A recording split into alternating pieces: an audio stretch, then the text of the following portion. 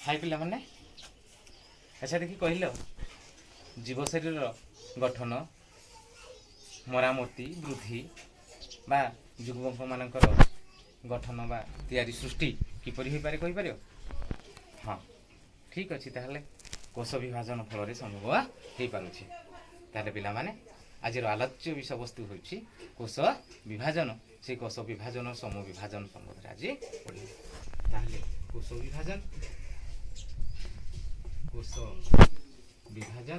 এই কোষ বিভাজন দুইটি প্রক্রিয়ার সম্পাদিত हुए প্রথমটি হচ্ছে সমূহ বিভাজন এবং দ্বিতীয়টি হচ্ছে অর্ধ বিভাজন সমূহ বিভাজনକୁ ইংরেজিରେ মাইটোসিস এবং অর্ধ বিভাজনକୁ মেয়োসিস ବୋଲି କୁହାଯାଏ।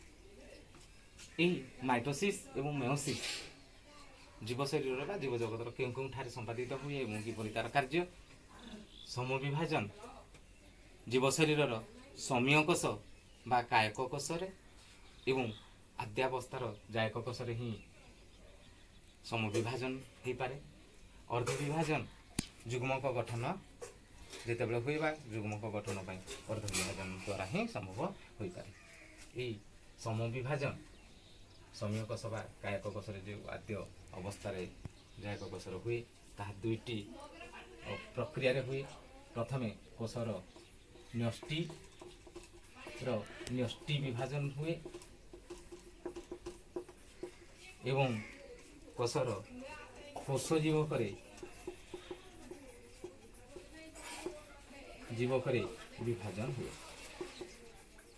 ପ୍ରଥମଟି ହେଉଛି ସମୂହ ବିଭାଜନ ନ୍ୟଷ୍ଟିର ବିଭାଜନ, ଦୁଇ ନମ୍ବର ହେଲା କୋଷ ଜୀବକର ବିଭାଜନ। এই ন্যষ্টির বিভাজন কোষরে যেতবে সম্পাদিত हुए চারটি অবস্থা দিয়ে গতি করে। প্রথম অবস্থাটি হচ্ছে আদ্যাবস্থা, তাকে ইংরাজিরে প্রোফেজ বলি কুহযায়। দ্বিতীয়টি হচ্ছে মধ্যাবস্থা, তাকে ইংরাজিরে মেটাফেজ বলি কুহযায়। তৃতীয়টি হচ্ছে উত্তরাবস্থা, তাকে ইংরাজিরে আনাফেজ বলি কুহযায়। এবং শেষটি হচ্ছে অন্তিম অবস্থা, তাকে ইংরাজিরে টেলোফেজ বলি কুহযায়। তাহলে পিলামানে আমি যে দেখিলে প্রথম কোষ বিভাজন দুইটি প্রক্রিয়ার হেলা, গোটে হল সমূহ বিভাজন, অন্যটি হল অর্ধ বিভাজন। সমূহ বিভাজন কেউঠারে হচ্ছে কায়ক কোষ বা সমীয় কোষ বা আদ্য জায়ক কোষরে হি সম্পাদিত হয়ে থাকে। দুই নম্বরটি হচ্ছে অর্ধ বিভাজন, এই অর্ধ বিভাজনকে মেয়োসিস বলি কুহলা। ଏହା ଯୁଗ୍ମଜ ଗଠନରେ ହିଁ ସମ୍ଭବ ହେଇପାରେ। এই ମାଇଟୋସିସ୍ ଯେତେବେଳେ ତାର ପ୍ରକ୍ରିୟା ଗୁଡ଼ିକ ସମ୍ଭବ ହୁଏ, ପ୍ରଥମେ ନ୍ୟଷ୍ଟି ବିଭାଜନ ହୁଏ, ଦୁଇ নম্বরটি ହେଲା କୋଷ ଜୀବକରେ ବିଭାଜନ ହୁଏ। এই ন্যষ্টি বিভাজনର চারটি অবস্থা দিয়ে গতি করে। প্রথমটি আদ্যাবস্থা, মধ্যাবস্থা, উত্তরাবস্থা এবং অন্তিম অবস্থা। এবে সমস্ত অবস্থা গুড়িক চিত্র সাহায্যে কিপরি পরিবর্তন হয়ে আসছে তাহা আমি জানিপারিবা। প্রথমে আদ্যাবস্থা কথা চিন্তা করিবা। আদ্যাবস্থা বা তাকে আমি কোন বলি কহিলে কি তাকে প্রোফেজ বলি কহিলে। এই আদ্যাবস্থায় যেতবে গতি করি যাচ্ছি আমি জানিছি যে গোটিয়ে হচ্ছে উদ্ভিদ কোষ আর গোটিয়ে হল প্রাণী কোষ। উদ্ভিদ কোষরে চিত্র গুড়িক সদা সর্বদা আয়তাকার হুয়ে এবং প্রাণী কোষর চিত্র গুড়িক গোলাকার হুয়ে। তাহলে মু এবে যেটি করছি তুমি মানে জাঁপারুথ এ কেউ কোষটি কুয়া হচ্ছে পিলা মানে হ্যাঁ পাখাপাখি গোলাকার দেখা যাচ্ছে এবং কোষর বাহারে থাকে যে তাকে আমি কোন বলি কহু কি কোষ ঝিল্লি এবং মঝিরে এক ঘন সুস্পষ্ট গোলাকার আকার থাকে তাকে আমি কোন বলি কহু ন্যষ্টি বলি কহু। এবং এই ন্যষ্টি ভিতরে পিলা মানে ক্রোমাটিন জালিকা গুড়িক গুড়ে হয়েকিনা আছে। ଏହା କୋଷ ବିଭାଜନ ହେବା ପୂର୍ବରୁ କ୍ରୋମାଟିନ୍ ଜାଲିକା ଗୁଡ଼ିକ ଗୁଣସୂତ୍ର ଆକାର ନିଏ, ଏହାକୁ କ୍ରୋମାଟିନ୍ ଜାଲିକା କୁହାଯାଏ। ଜାଲିକା ଏବଂ ସେହି ନ୍ୟଷ୍ଟି ମଧ୍ୟରେ ଅନ୍ୟ ଏକ ଘନ ସୁସ୍ପଷ୍ଟ ଗୋଲାକାର ଥାଏ, ତାକୁ ଆମେ ନି ନ୍ୟଷ୍ଟି ବୋଲି କହୁ। ନି ନ୍ୟଷ୍ଟି ଏହା କୋଷ ବିଭାଜନ ପୂର୍ବରୁ ବା ଅନ୍ତରାବସ୍ଥା ବୋଲି କହିବା ତାକୁ।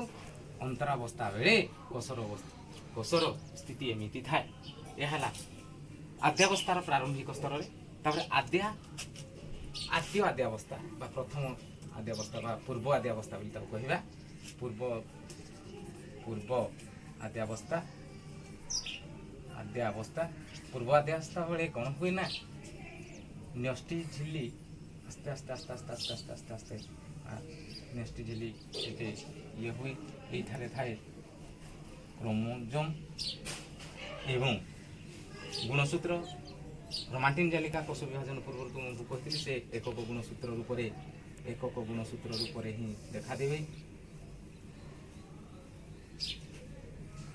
ତାହେଲେ ଜୀବମାନଙ୍କର ଗୁଣସୂତ୍ର ସଂଖ୍ୟା ନିର୍ଦ୍ଦିଷ୍ଟ ଜୀବର ଭିନ୍ନ ଭିନ୍ନ ଗୁଣସୂତ୍ର ସଂଖ୍ୟା ଥାଏ। ଏଇଠାରେ ମୁଁ 4ଟି ଗୁଣସୂତ୍ର ଦେଖାଇ ଦେଉଛି।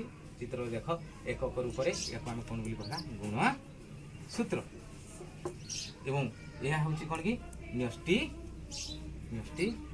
ଝିଲ୍ଲି ନାଇଁ।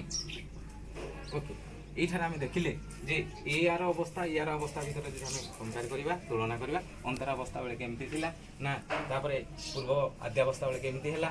ଏବେ ଦେଖିବା ଆଦ୍ୟାବସ୍ଥାରେ କେମିତି ତାର ପରିବର୍ତ୍ତନ ହେଇଛି ନା ଯେଉଁ ଦେଖୁଛେ ଏଠାରେ କ୍ରୋମୋଜୋମ୍ ଏହାକୁ ଯେଉଁ ସେଣ୍ଟ୍ରୋଜୋମ୍ ଏଇ ସେଣ୍ଟ୍ରୋଜୋମ୍ କ'ଣ ହେବ ନା 2 ମେରୁ ଆଡ଼େ ଆସିଯିବ ଏବଂ ସେଠାରେ ତାରକା ସୃଷ୍ଟି କରିବ। ତାକୁ ତାରକା ବୋଲି କହିବା। ସେହି ତାରକାରୁ ପିଲାମାନେ ତର୍କୁତନ୍ତୁ ବର୍ଦ୍ଧିତ ହୁଏ। କ'ଣ ବର୍ଦ୍ଧିତ ହୁଏ? ଏହାକୁ ଆମେ ତର୍କୁତନ୍ତୁ ବୋଲି କହିବା। ତର୍କୁତନ୍ତୁ ଏବଂ ଯେଉଁ ଗୁଣସୂତ୍ର ଗୁଡ଼ିକ ଏକକ ରୂପରେ ଦେଖାଯାଉଥିଲା ସେ ଗୁଣସୂତ୍ର ଗୁଡ଼ିକ ଯେଉଁ ଗୁଣସୂତ୍ର କେନ୍ଦ୍ର ବା ତାକୁ ଆମେ ସେଣ୍ଟ୍ରୋମିୟର ବୋଲି କହିବା।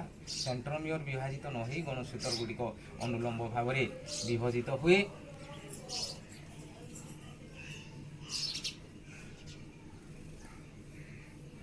ଇଏ ହେଉଛି ପିଲାମାନେ ଗୁଣସୂତ୍ର।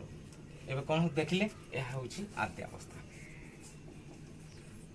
ତାହେଲେ ଆଦ୍ୟାବସ୍ଥାରେ କୋଷ ବିଭାଜନ ସମବିଭାଜନର ଆଦ୍ୟାବସ୍ଥାରେ କ'ଣ ଆମେ ଲକ୍ଷ୍ୟ କଲେ ଦେଖିଲେ ଯେ ପ୍ରଥମେ ଯେତେବେଳେ ବିଭାଜନ ହେବାକୁ ଯାଉଛି କୋଷଟି ସେତେବେଳେ ଅନ୍ତରାବସ୍ଥାରୁ ପୂର୍ବ ଆଦ୍ୟାବସ୍ଥାରୁ ଆଦ୍ୟାବସ୍ଥା ଯେଉଁଟା ଆରମ୍ଭ ହେଲା କୋଷ ବିଭାଜନ ସେତେବେଳେ କ'ଣ ହେଲା ନା ସେଣ୍ଟ୍ରୋଜୋମ୍ ଯେଉଁ ଥିଲା ତାର 2 ମେରୁକୁ ଚାଲି ଆସିଲା। ସେଠାରୁ ତାରକା ସୃଷ୍ଟି କରି ସେଠାରୁ ସ୍ପିଣ୍ଡେଲ ଫାଇବର ବା ତର୍କୁତନ୍ତୁ ବର୍ଦ୍ଧିତ ହେଲା ଏବଂ ଏହା ଗୁଣସୂତ୍ର ସହିତ ଯାଇ ଲାଗି ରହିଲା।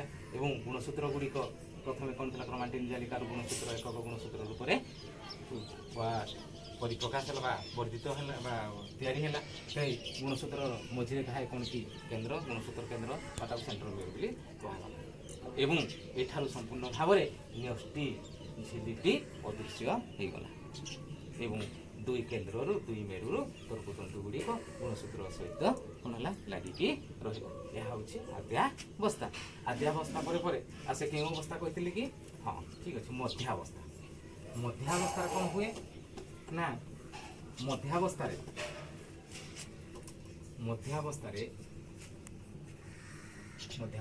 ତାକୁ ଆମେ କ'ଣ କହୁଥିଲେ କି ମେଟାଫେଜ୍। ଏଇ ମେଟାଫେଜ୍ରେ କ'ଣ ହୁଏ ନା ସେଇ ଚିତ୍ରକୁ ଆମେ ଜାଣିଲେ ଏବଂ ନ୍ୟଷ୍ଟି ତ ନାହିଁ, ନ୍ୟଷ୍ଟି ଝିଲ୍ଲି ବି ନାହିଁ। ତର୍କୁତନ୍ତୁ 2 ମେରୁ ଅଞ୍ଚଳରୁ ତର୍କୁତନ୍ତୁ ବର୍ଦ୍ଧିତ ହୁଏ ଏବଂ ଯେଉଁ ଗୁଣସୂତ୍ର ଗୁଡ଼ିକ ଥିଲା ସେହି ଗୁଣସୂତ୍ର ଗୁଡ଼ିକ ମଧ୍ୟ ସମନ୍ତଳ ଅଞ୍ଚଳକୁ ଚାଲି ଆସିବ। ଦେଖ এই গুণসূত্র গুড়িক এই মধ্যে ହେଲା ମଧ୍ୟ ସମନ୍ତଳ ଅଞ୍ଚଳରେ ଅବସ୍ଥାନ କରେ କିଏ? ଗୁଣସୂତ୍ର। ଏବଂ এই ତର୍କୁତନ୍ତୁ 2 ମେରୁରୁ ତର୍କୁତନ୍ତୁ ଗୁଡ଼ିକ ଆସି ଗୁଣସୂତ୍ରର କେନ୍ଦ୍ର ସହିତ ସଂଯୋଗ କଲା। ତାହେଲେ ଆଦ୍ୟାବସ୍ଥାରୁ ମଧ୍ୟାବସ୍ଥାରେ କ'ଣ ପରିବର୍ତ୍ତନ ଦେଖିଲେ ନା ମଧ୍ୟାବସ୍ଥାରେ ଗୁଣସୂତ୍ର ଗୁଡ଼ିକ କେନ୍ଦ୍ରକୁ ଚାଲି ଆସିଲେ। ତାପରେ କ'ଣ ହେବ ଅନ୍ତିମ ତାପରେ ପରେ ଆସିଗଲା ମଧ୍ୟାବସ୍ଥା ପରେ 2 ନମ୍ବର ଅବସ୍ଥା ପରେ ଆସୁଛି ଉତ୍ତରାବସ୍ଥା। এই ଉତ୍ତରାବସ୍ଥା ବେଳେ କ'ଣ ହୁଏ ନା ଏ ଯେଉଁ ସେଣ୍ଟ୍ରୋମିୟର ଅଛି ବା ଗୁଣସୂତ୍ର କେନ୍ଦ୍ର ସେଠାରେ ଗୁଣସୂତ୍ରଟି ବିଭାଜିତ ହୋଇଯାଏ। 2 ଭାଗ ହେଇଯାଏ। କ'ଣ ହେଇଯିବ ନା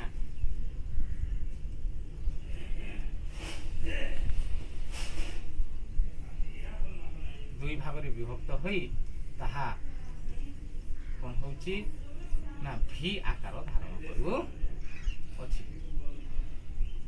କେଉଁ ଆକାର ଧାରଣ କରୁଛି? ଭି ଆକାର ଧାରଣ କରୁଛି। ଭି ଆକାର ଗୁଣସୂତ୍ର ଗୁଡ଼ିକ ଭି ଆକାର ଧାରଣ କରୁଛି।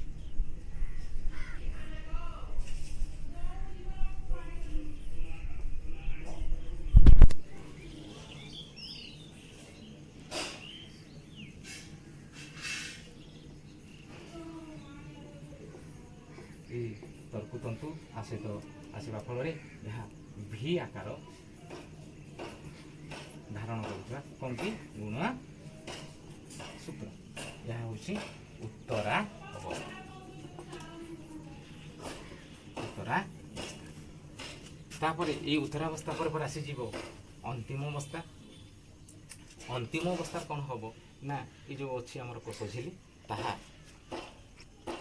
କ'ଣ ହବ? ସ୍ଥିତ ହେବା ଫଳରେ ବା ସଂକୁଚିତ ହେବା ଫଳରେ ଏହା ଏଇ ଯେଉଁ ଗୁଣସୂତ୍ର ଗୁଡ଼ିକ ପୁଣି କ୍ରୋମାଟିନ୍ ଜାଲିକା ରୂପ ଆସିବେ। ସେଣ୍ଟ୍ରୋଜୋମ୍ ଏଠାରେ ଆସିଯିବ। ଏଇଠାରୁ ଦୁଇଟି ଅପତ୍ୟ କୋଷ ସୃଷ୍ଟି ହୁଏ। ଅପତ୍ୟ କୋଷ ସୃଷ୍ଟି ହୁଏ। ଇଏ ହେଲା କ୍ରୋମାଟିନ୍ ଜାଲିକା। ଇଏ ବି ହେଉଛି କ୍ରୋମାଟିନ୍ ଜାଲିକା। ଇଏ ନିନ୍ୟଷ୍ଟି ପଳେଇ ଆସିଲା। ଏହା ଅପତ୍ୟ ସୃଷ୍ଟି କଲା। କେତୋଟି ଅପତ୍ୟ ସୃଷ୍ଟି କଲା ପିଲାମାନେ? ଦୁଇଟି। ପ୍ରଥମେ ଆମେ ଗୋଟିଏ କୋଷ ନେଇଥିଲେ। ଗୋଟିଏ କୋଷରୁ ଗୋଟିଏ ମାତୃକୋଷରୁ କେତୋଟି ଅପତ୍ୟ କୋଷ ସୃଷ୍ଟି ହେଲା? ଦୁଇଟି ଅପତ୍ୟ କୋଷ ସୃଷ୍ଟି ହେଲା। ତାହେଲେ ଏହା ହେଉଛି ସମବିଭାଜନ। ତାହେଲେ ସମବିଭାଜନ ମାନେ ଆମେ କ'ଣ ବୁଝିଲେ? ମାତୃକୋଷରୁ ସୃଷ୍ଟି ହେଉଥିବା ଅପତ୍ୟ କୋଷ, ମାତୃକୋଷରୁ ସୃଷ୍ଟି ହେଉଥିବା ଅପତ୍ୟ କୋଷ ଗୁଡ଼ିକ ମାତୃକୋଷ ସହିତ ସମାନ ସଂଖ୍ୟକ ଗୁଣସୂତ୍ର ବହନ କରେ। ଆମେ ଏଇ ଯେଉଁ ଚିତ୍ର ଡେଭଲପ୍ କରି ଆଣିଲେ ଦେଖିଲେ ପ୍ରଥମେ 4ଟି ଗୁଣସୂତ୍ର ନେଇଥିଲେ। ସେଇ 4ଟି ଆଗ ଗୁଣସୂତ୍ର ଏପଟେ ବି 4ଟି ଗୁଣସୂତ୍ର ହେବ, ଏପଟେ ବି 4ଟି ଗୁଣସୂତ୍ର ନେଇ ଗୋଟିଏ କୋଷ ସୃଷ୍ଟି ହେଲା।